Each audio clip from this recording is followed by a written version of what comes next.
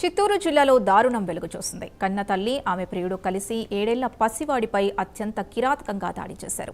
తమ వివాహేతర సంబంధానికి అడ్డుగా ఉన్నాడని భావించి బ్లేడ్తో శరీరంపై, ప్రైవేట్ భాగాలపై కోసి చిత్రహింసలకు గురిచేయడం కలకలం రేపుతోంది. ప్రస్తుతం బాలుడి పరిస్థితి విషమంగా ఉంది.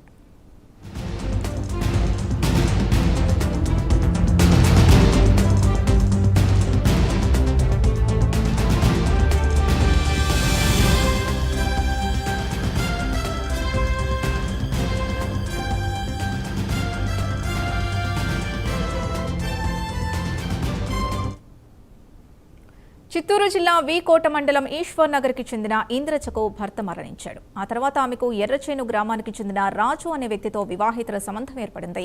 అయితే వారి బంధానికి 7 ఏళ్ల కొడుకు విశాల్ అడ్డుగా ఉన్నాడని తల్లి ఇంద్రజ భావించింది.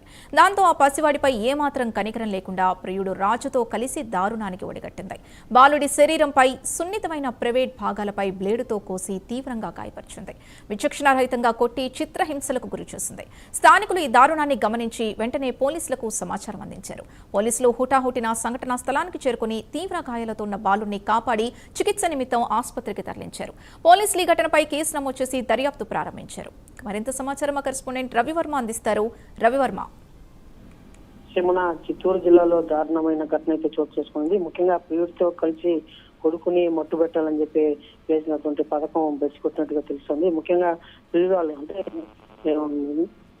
ఇంద్రజ భర్త చనిపోవడంతో అదే ప్రాంతానికి చెందిన ఈశ్వర్ నగర్ చెందినటువంటి రాజుతో వివాహేతర సంబంధాన్ని అయితే కొనసాగిస్తూ వస్తా ఉంది. అయితే ఈ సంబంధానికి, ఈ అక్రమ సంబంధానికి కొడుకు అడ్డుగా ఉన్నాడని చెప్పి భావించి కొడుకును హతమార్చేందుకు పాతకం వేసింది.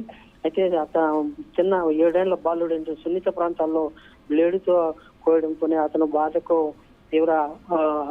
తీవ్రంగా అరవడంతోనే పక్కింట్లో ఉన్నటువంటి యశోదమ్మ గుర్తించి ఆ బాబుని పోలీసులకి అయితే ఫిర్యాదు చేసింది. పోలీసులకు వెంటనే ఘటనా స్థలాన్ని చూసుకుని కేసు నమోదు చేసి ఆమెనైతే అదుపులోకి తీసుకుని ఇంద్రగాను అదుపులోకి తీసుకుని అయితే విచారిస్తున్నారు. అయితే ఇలాంటి ఘటనలు చోటు చేసుకోవడంతో వీకోటలో మొత్తం తర్వాత చర్చనీయాంశంగా సాగుతూ ఉంది. పోలీసులు అలాగే ప్రియుడు అయినటువంటి రాజును కూడా అదుపులోకి తీసుకుని విచారిస్తూ వస్తున్నారు.